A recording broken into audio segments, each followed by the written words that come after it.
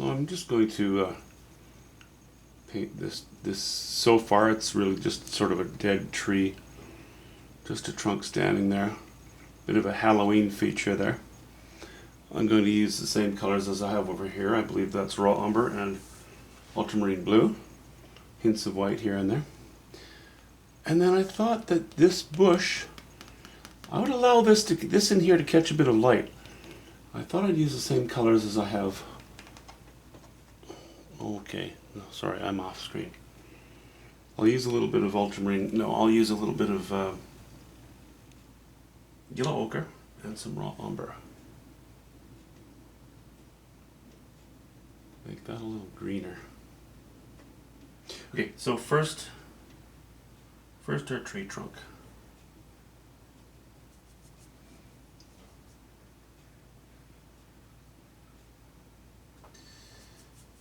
Oops. Mixing up a little pile of color here, just way too much. Way too much ultramarine blue. And if I go too blue, it will not stand apart from the purple because that purple, as you can see, has a lot of ultramarine blue in it. Let's see what happens. Let's see what happens when we do this.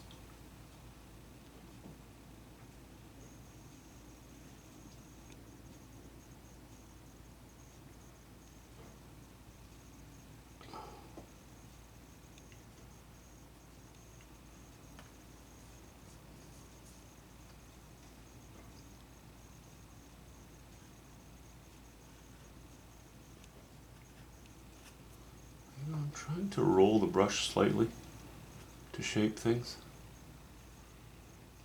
And you can see there's a bit of a monstrosity in the center area here. It's okay, it keeps it interesting, eh? At least that's the idea. I think I'll leave that mostly dark.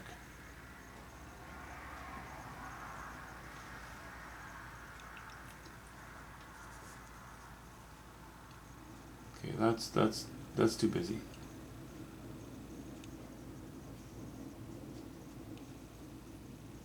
That's just too busy.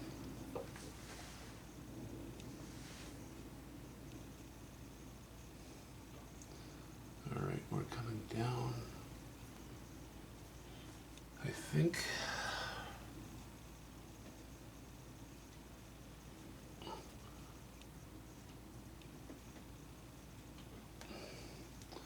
Yeah, let's allow that trunk to cut through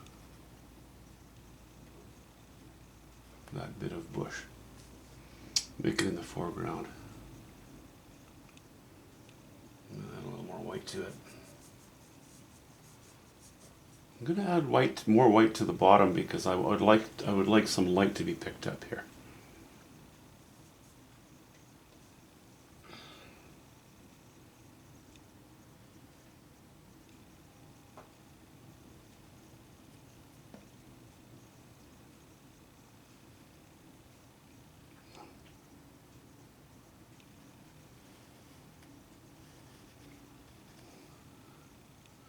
Getting the feeling that I'm putting too much detail in it.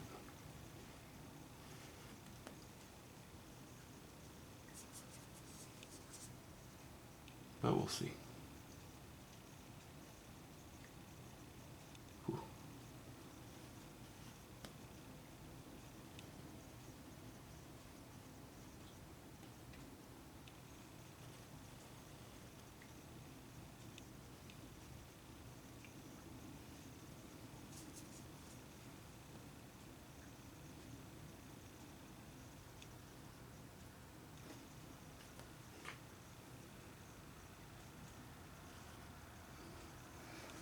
No, there's an old trunk that's had a bit of a hard life.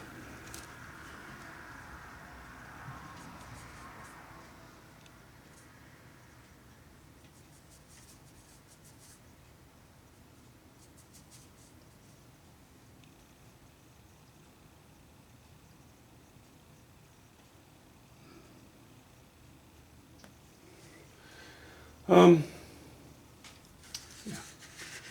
we'll leave it like that. Now, not going to mix into the pile that I have, because I do not want any ultramarine blue at all in the bush that I'm going to, well, the bush, the foliage, whatever you want to call it.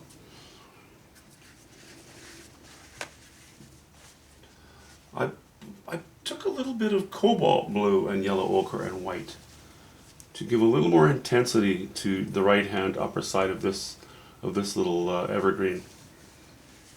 I wanted to show that there is sunlight shining behind the outhouse. This is far enough back that this is catching light, the sunlight that goes behind the outhouse. And as you can see, I've added a little bit of a snowy hill. Maybe I should just talk about that once I've backed the camera up, because from this distance I'm afraid I can't illustrate it very well. My reasoning. Whoops, I need a little bit more raw umber.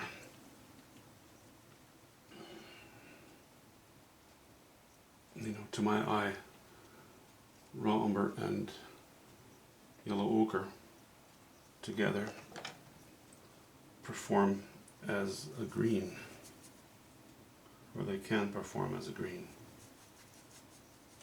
or greenish, quite warm. And because I have this sort of loose speckling of yellow leaves hinting towards green, I thought, as long as I don't draw too much attention to what I have back here, it might work okay. Okay, that's a little bit high value maybe for the moment. That's the kind of value I'll lay in for my last few strokes on that distant bush. That'll work, yeah, that'll work.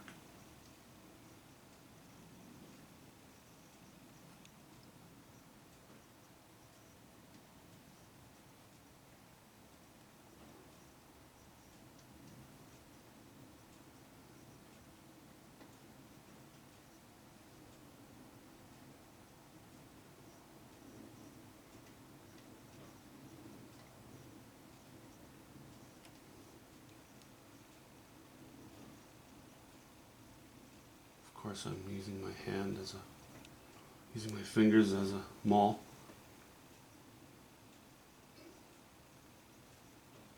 As usual. It's okay, it works for me.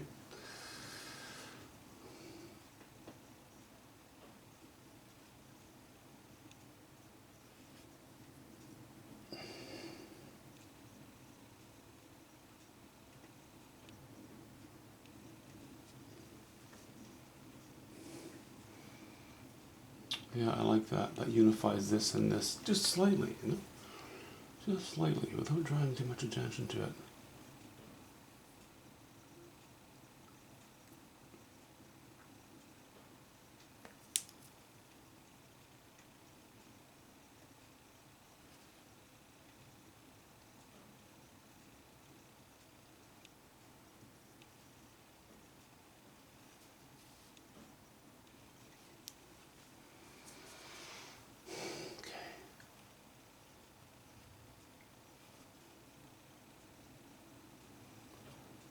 Now, let's not take too many brush strokes to make this bush. Let's try to keep that under control. The more brush strokes you put on something, the less loose it appears to be.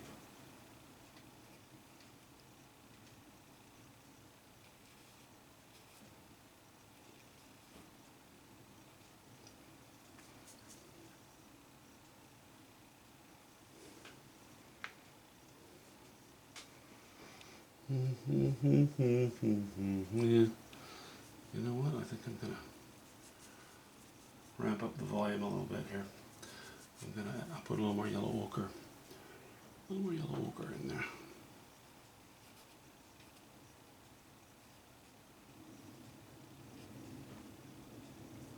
Yeah, you add the white to it.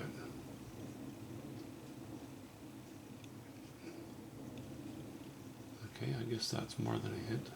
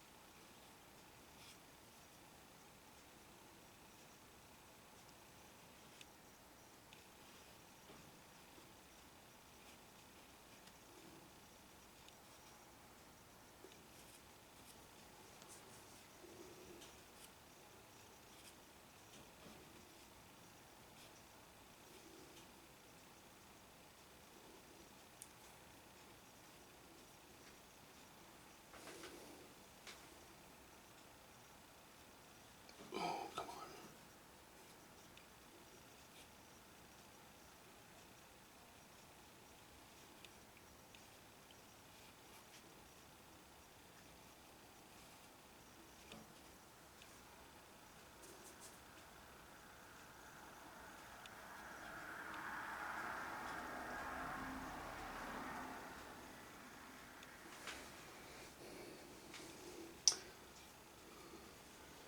I guess that's okay. I'm just, you know what? It's not quite okay. It's close to okay. It's okay. It's just okay isn't quite good enough. How about that? Let me put it that way.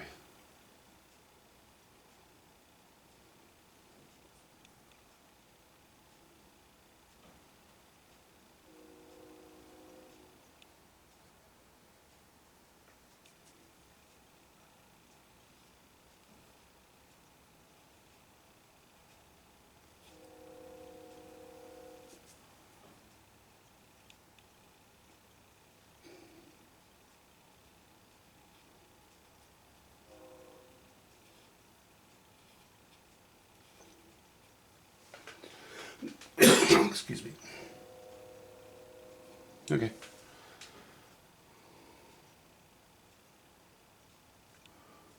We're going to leave that. Let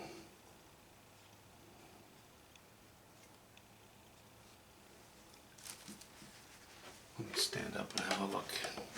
Stand up and back up and have a peek at that.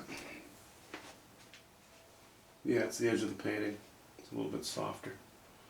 I think that's going to work. If I have to change it, I will, but for the time being, I think that's okay. Alright, let me just move the camera for a moment.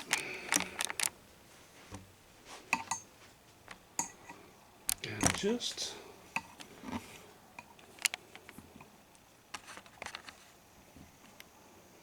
let's focus on the upper area for the moment.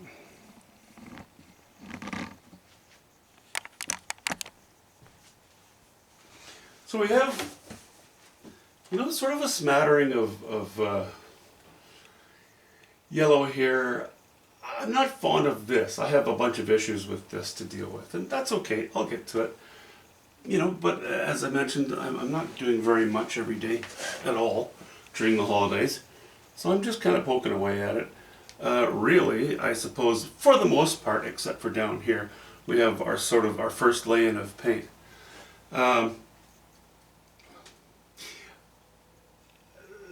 This I find, yeah, a little too smooth, a little too, it looks too indecisive. I know that this branch needs a bit of work. I know that, you know, even if I were to leave it, it would, some grooming would be required. But I'm not going to worry about it. I'm going to focus on this because this is the important part.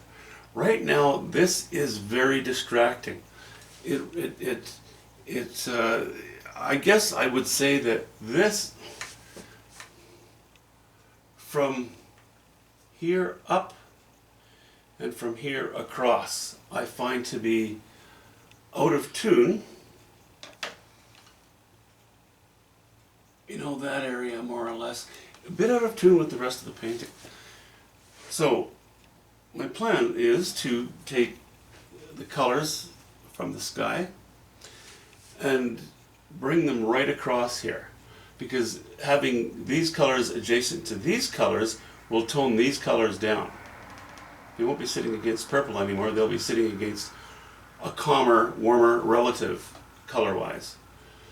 So we'll cut into that a little bit. As you can see, I've brought my tree line down significantly here. The same thing will happen over on this side. Also, I think I'm going to take some higher values and bring them down here to just to have a little more interest over here. This tree trunk is still going to receive a little bit more light. You know, there's smatterings all over the place. What was I mentioning? Oh yeah, the hill I wanted to talk about once the camera's been squared off like it is now. This really seemed just kind of, I felt like I had to put a lot of content in here. And not just dappled soft content, but I wanted to give some meat. So that's why I indicated, you know, this hill going up and then another gully and then a little bit of a higher hill as well and behind it. Because now we have a bit of this going on. I kept trying I wanted to punch this down a little bit, but instead of doing that, I decided to punch this up a little bit. Same effect, it still works.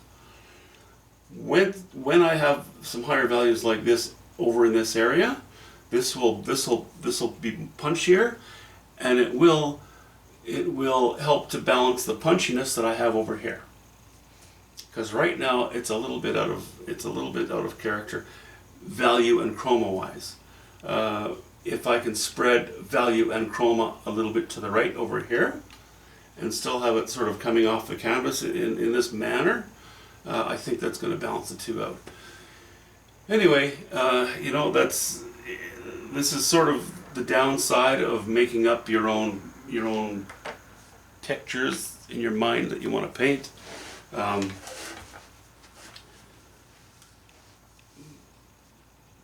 The fact is that it's up to you. You don't have any point of reference. You don't have any source of reference to go by and to lock yourself into and to try to match up with. The upside is you have the freedom to change everything because you don't have a point of reference that you have to lock yourself into, that you have to go by. Talk to you soon, guys.